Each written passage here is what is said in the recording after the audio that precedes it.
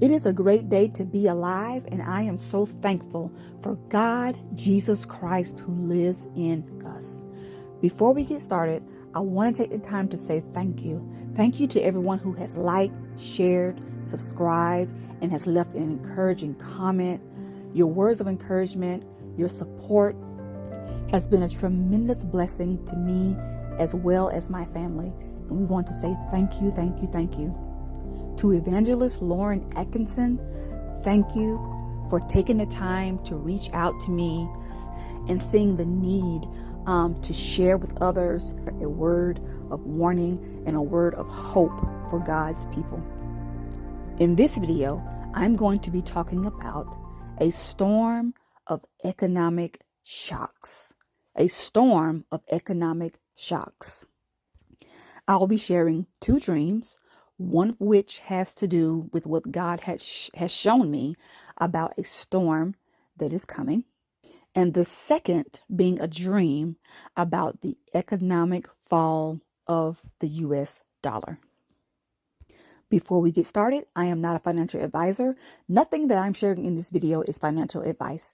I am simply sharing dreams, visions, and interpretations of what I feel God has given me as it relates to crypto and trading. Please take everything that you see and hear back to the Lord in prayer and allow God to speak to you as to what you should do when it comes to buying, selling, holding, and trading your crypto, and as you prepare for the coming storm. A storm of economic shocks. What are economic shocks? It is an unexpected event that impacts the economy significantly. And this significant impact on the economy can be either positive or negative. And as it relates to what we're going to be discussing in this video, it is a negative impact, but it has a positive result in the end. And there are a few types of economic shocks. One being financial shocks. An example of a financial shock or financial shocks would be a market crash, unpredictable monetary policy changes, liquidity crisis, currency devaluations. These are economic shocks that deals with the financial side of the economy. Another type of economic shock is energy disruption. Demand shock is another type. It is a significant change in consumer spending patterns. So you'd see demand shocks during a weak job market. And then there are other types of shocks, economic shocks, such as a world pandemic or oil supply, droughts, war and conflict.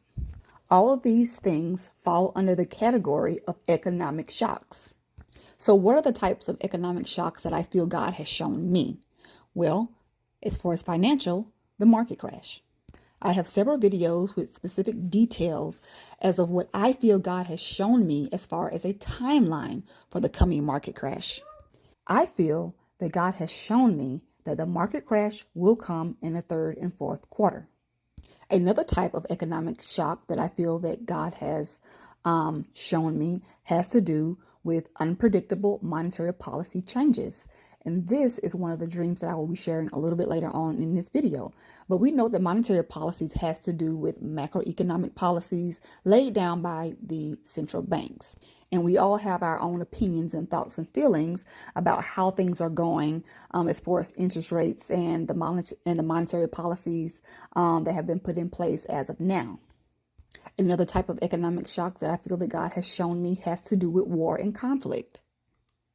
And if you have been following or watching any of my videos to an extent, then you already know that I feel that God has shown me that war will be the main contributor to this coming market crash. And these are nations and wars and groups and that led to events that have all fallen on the timeline that God has given me. In addition to that, God has also shown me that there will be a fight that will take place in the water. I feel like the Spirit of the Lord was telling me that you will hear it, but you will not see it. The fight will be in the water. And the last type of economic shock that I feel like God has shown me has to do with a possible world pandemic or a pandemic. And it was in this dream about the restaurant sign. It was a very, very short dream. All I saw in this dream was a sign that I knew to be a restaurant sign, and it read, "Sorry, we are closed for further testing." And that was the end of the dream. When I hear the word testing, I am automatically taken back to the pandemic of 2020. And so this is something that I'm still praying about. But my question to God is, will we see something like 2020 again?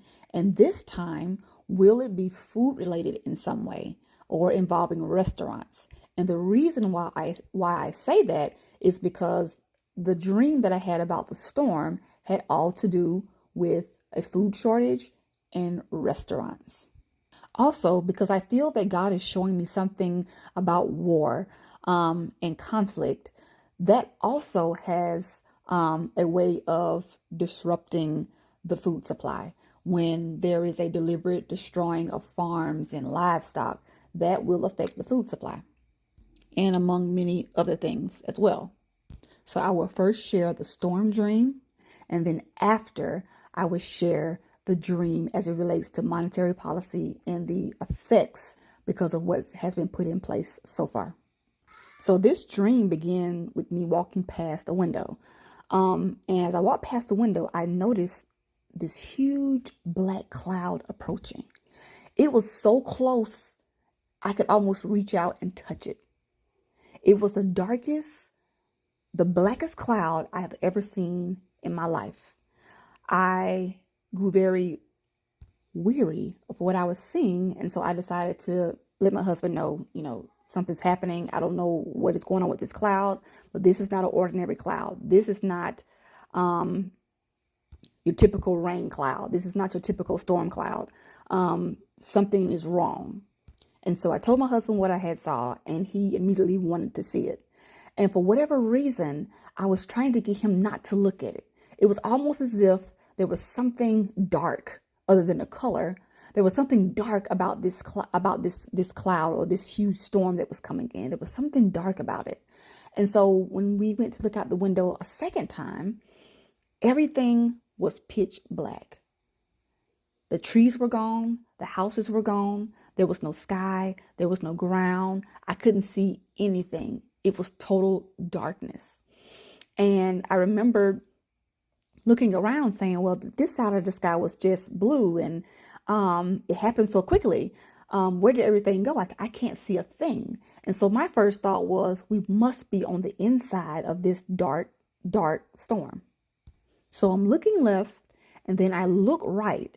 And when I look right, I was now looking up inside of this giant storm.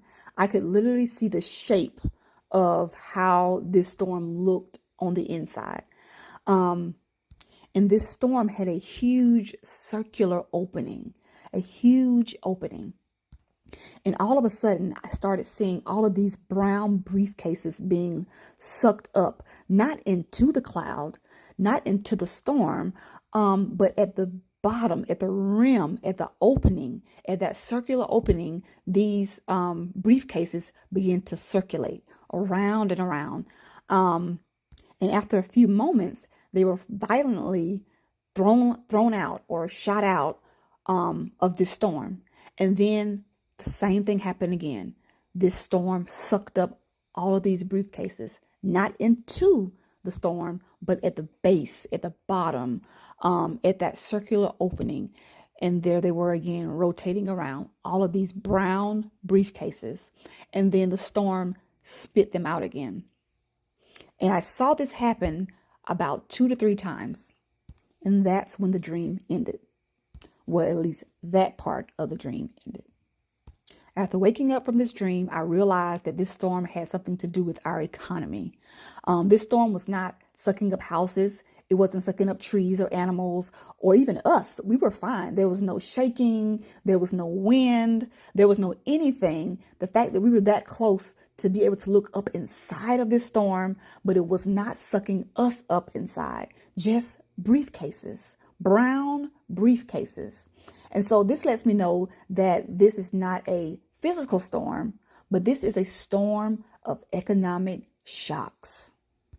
Market crash, dollar crash, energy disruption, possible pandemic, war, droughts, famine, or a disruption in our food supply. And this is what this storm of economic shocks was about. So now the dream changes, and I am at an awkward dinner. And I call it an awkward dinner because in this part of the dream, I had prepared dinner for my family. But this wasn't the side of my family that I normally see. This was the side of my family that I rarely see. You know, that side of the family where you have heard of them, you've seen them a few times on a few occasions, enough to remember faces but not names. And so now I have to ask somebody to, silent or I have to secretly ask someone what's their names again and how are they related to us. They're our cousins on whose side, that type of thing. And so now I'm looking at my family at this table and they're eating. And I remember turning away from everyone. I went to do something and it was only for a split second. But during this split second, I remember thinking to myself, oh, I hope they like the food. I don't really know what they like, but, I've cooked all of this. And so I hope they like it. And then I thought, well, maybe, instead of asking them if they like it, I should just look at their plates to see what they're eating, if they're eating it. And so within that split second of me turning around to do something, thinking that, and turning back around to see what their plates looked like, when I turned around, everyone was gone. There was nothing to see but the plates that was left on the table that had been eaten off of. That was it. No one. And for whatever reason, I got this feeling in this dream, this feeling that what I was seeing wasn't strange, something that I had accepted, meaning that I knew something was going on and it had to do with the lack of food. And in a moment, I began to feel extremely hungry and I understood that there was no food. And because I was hungry, I knew that my kids had to be hungry. And so I had to figure out what I was going to do. I went over to this mini fridge, and when I opened it, I saw what I understood to be a spoiled thing of milk, and there was a carton of eggs. And when I opened the carton of eggs, thinking that maybe there's an egg or two in there, it was full of just eggshells, nothing but eggshells. And at this point, I remember asking my husband, what are we going to do for food for the kids? And he said, well, they're not complaining about food right now, but we both were clueless as to what we were going to do about food. And I remember looking over the table or at the counter, and I saw this pan where I had made macaroni and cheese. And so when I looked in the pan or the pot, one of the two, I remember seeing a little bit left in the bottom of the pot. And I began to scrape, trying to see how much of this can I, put together in order to feed the kids. And I was like, oh, I'm so glad we had a little bit of this macaroni and cheese left over. So this, the kids would eat this. And then I finally went over and I sat down at the table. And I thought to myself, man, I remember when we could just go to Burger King, go to McDonald's and get something quick, and at this point, the scene changed and I was looking down this street that had nothing but restaurants. And as I'm looking down this road, everything had this yellow haze. I don't know why there was like a yellow, sad, dreary haze, yellow haze.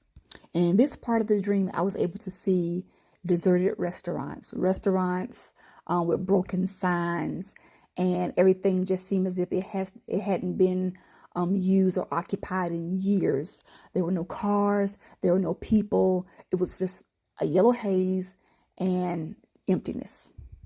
And then coming back, seeing myself at the table again, I remember thinking to myself, I wish we would have prepared better.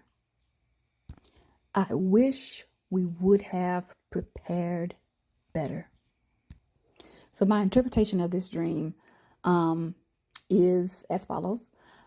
Me cooking and feeding family that I rarely see lets me know that when these times come, People that you don't see on the regular may start to come around because they may be in need of food or some kind of support. Turning my back for a split second tells me how fast this crisis can happen. People can be at the table eating, and within a split second, life can change. It very well could be that they were there 1 minute and gone the next because of a need for separation, like a pandemic. Or there's a need to separate in order to find supplies, find food, find what is needed during this time. So there could be several reasons why we were all together and then within a split second we were not.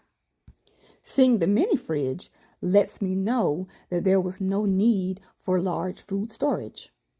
The amount of food that I had cooked and put on the table and prepared, there's no way that this mini fridge could have held all of that food, whether it was prepped or put away. There was no way that this mini fridge could have held all of that, meaning that at some point I had to have had a regular standard sized refrigerator, but within a split second, something has changed and I no longer need a large refrigerator.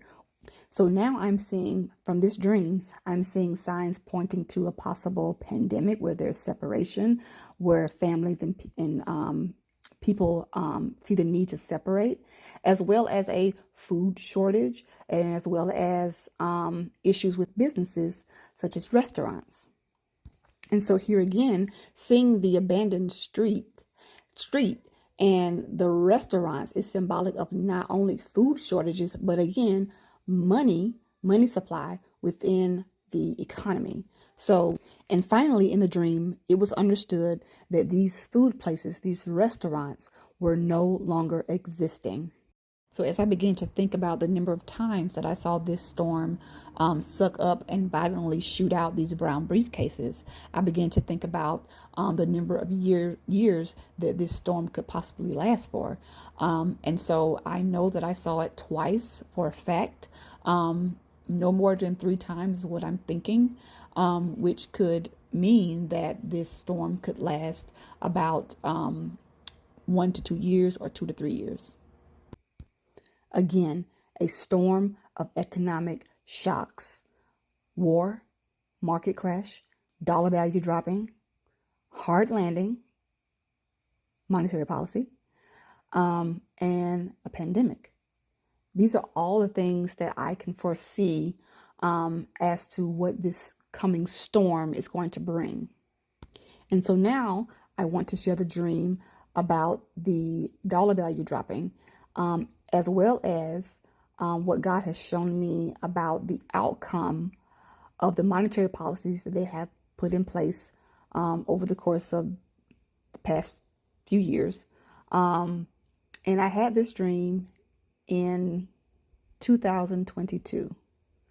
And so it's been a while since I've had this dream, which lets you know that God was showing me, I feel that God was showing me the ending of all of this way back then. So in this dream, I remember seeing 2 tall buildings, what looked to be a light blue in color. And I saw smoke coming from the side of the building. Up on almost the highest floor, I saw people leaning out of the window, throwing papers and computer parts, and almost as if they're trying to destroy evidence.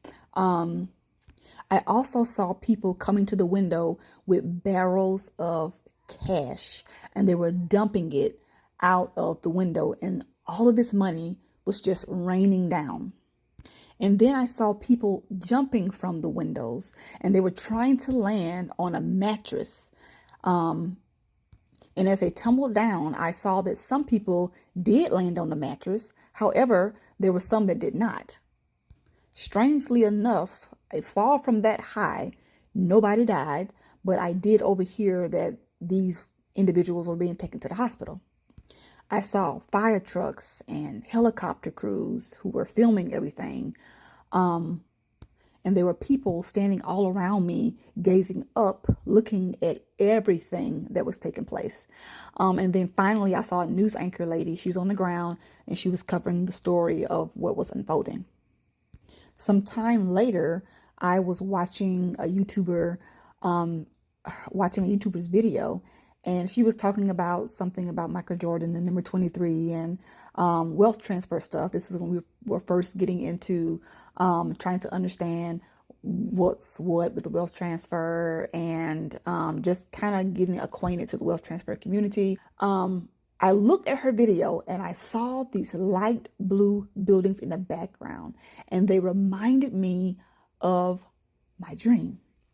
These are the exact two buildings that I saw in my dream. They are the exact same color, the windows and sizes, everything that I see. These are the buildings from my dream. And based on the bull in her video there, this is obviously Wall Street. So the interpretation that I feel God has given me about this dream is that where there's smoke, there is fire. And the burning buildings is symbolic of a burning economy. Those people that were almost at the highest place in the building, these people represent those in high places. People in high places who will be trapped in these buildings because they are too busy trying to destroy quickly evidence from paper trails, computer parts, to ensure that nothing is found. However, everyone will see what is happening. Everyone will see what is going on, even in the midst of them trying to destroy evidence. And because these people in high places have taken so long to get out, they now have to jump from the windows of this burning economic disaster. And jumping, trying to land on the mattress, is symbolic of a soft landing. We have been told, based on the monetary policies and things that have been put in place, that we should expect a soft landing. Well, again, a few people landed on the mattress, whereas others did not. And for those people in high places who have missed the mattress or who will miss the soft landing, they will be hurt by the fall, but they will survive.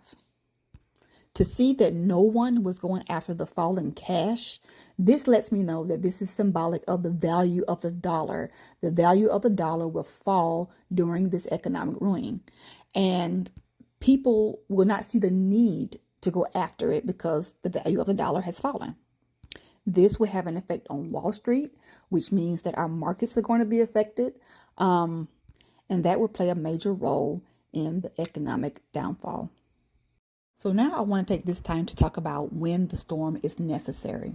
Sometimes the storm is necessary to do what? To build our relationship with and our understanding of who Jesus Christ is. Sometimes the storm is necessary to help us to understand deliverance and to understand God's truth. It is a way for God to demonstrate and manifest his power and authority. And as it relates to the wealth transfer, I feel that we are to see this storm as a conduit to allow the wealth transfer to flow. So now when we go to the book of Exodus, we see that the Egyptians were extremely wealthy, and this wealth was built on the backs of God's people. However, God is getting ready to fulfill his promise that he made to Abraham in Genesis 15, verses 13 through 14, when he said that your seed will be in a strange land, a land that is not theirs.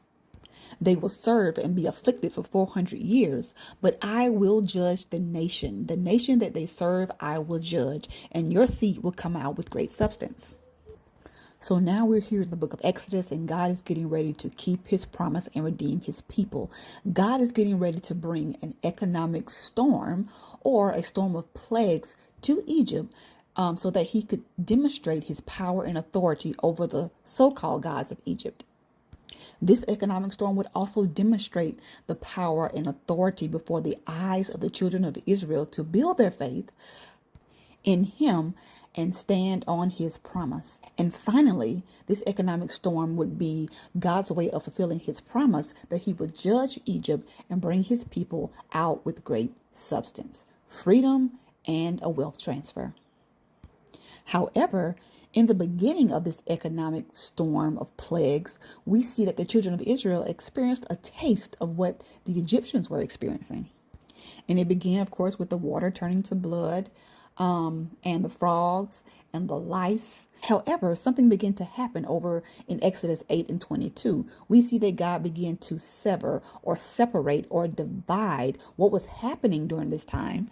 He divided the happening between the land of Goshen and the rest of Egypt. And so when the flies came, it was in the land of Egypt, but not in Goshen.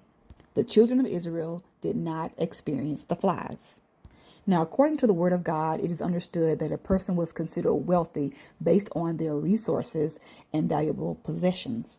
So having camels, sheep, and other livestock, the more you had, the greater your wealth was. And so now God is about to hit the Egyptians where it hurt, their wealth. And so in Exodus 9, chapter 9, verses 3 through 4, we see that God says that he's about to send a grievous murrain or a plague or a pestilence specific to livestock. However, again, God says that he is going to cause a divide between the Egyptians and the children of Israel, that nothing would happen to their livestock during this time.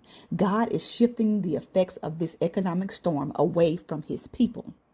And so now that the Egyptians' livestock is dead, if we were to think about things as far as supply and demand, being that God has preserved the livestock of the Israelites, when it comes to supply and demand, if they have what the Egyptians need, let's just say it's just the two of them, the Egyptians and the Israelites, and they needed to make purchases of livestock from the children of Israel, because the demand is greater, because they don't have anything, the demand is greater.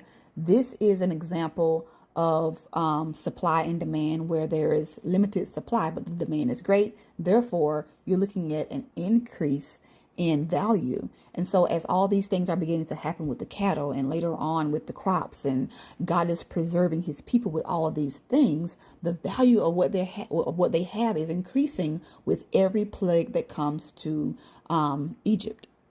And so then there was the plague of boils, and then the plague of hail and fire.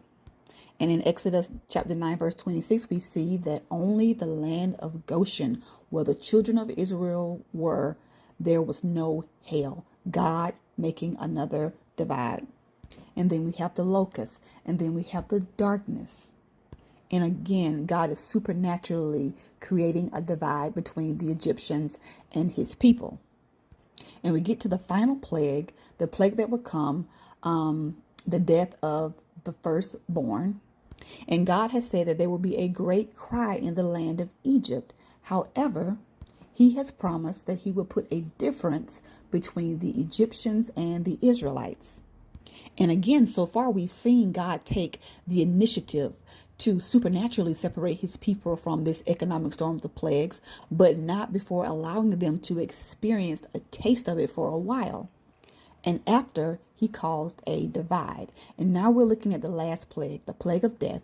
And God has already promised them that this plague would not affect them, that this death angel would not affect them. However, instead of him initiating a supernatural divide and just allowing it to be that, this time the promise is contingent on their faith and putting their faith to work.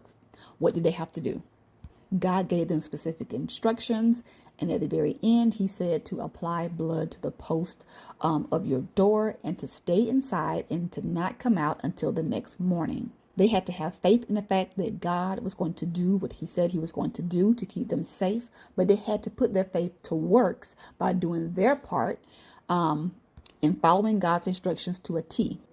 So when it comes down to the things that we see happening in the book of Exodus between the Egyptians and God's people, we must keep these things in mind as we are thinking about this coming storm. Yes, we may have to deal with things for a little while, but we must also believe that just as God caused there to be a divide at some point during this storm of plagues in Egypt, he will also cause there to be a divide during the times of our storm. And God is not sending this storm to cause fear in the hearts of his people and to cause us to be weary. But this storm is a part of a process. It is a part of the process of freeing us from the bondage of debt and lack. And it's going to allow us to plunder and receive a spiritual and physical wealth transfer. And the key to this is if we will allow the Spirit of the Lord to give us instruction and we follow through, we too will come out of this economic storm with great substance. And you know the saying that says it's not what you know, but who you know. And I'll start with the question, do you know Jesus and does he live in your heart? Jesus Christ should be and will be your first line of defense when it comes to this economic storm. He is our Lord, our Savior, our Father, our friend, our commander. He is the one who has all power and authority to shape, to move, and to shift this storm in any way he pleases. And because he's that kind of God, we have to find our place behind him, in him, around him, through him, whatever it is, it has to be about Jesus Christ. He is our protector and he will be our covering during this time of the storm. And again, I ask the question, do you know Jesus?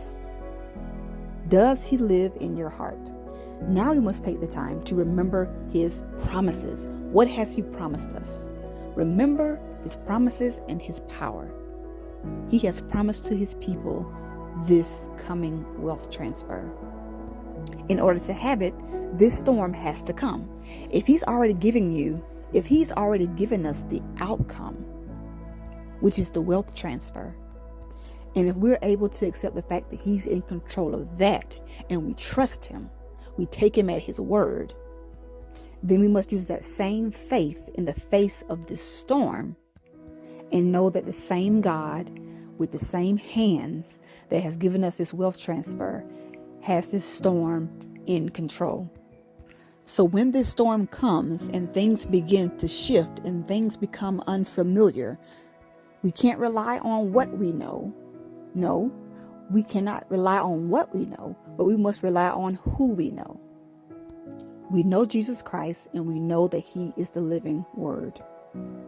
And as we go before the Lord in prayer, preparing for this coming storm, if we do this with God in mind, if we do this with Jesus Christ, and as we prepare for the storm with God in mind, with God in our hearts, with our faith in God, then we won't find ourselves saying, I wish I would have prepared better.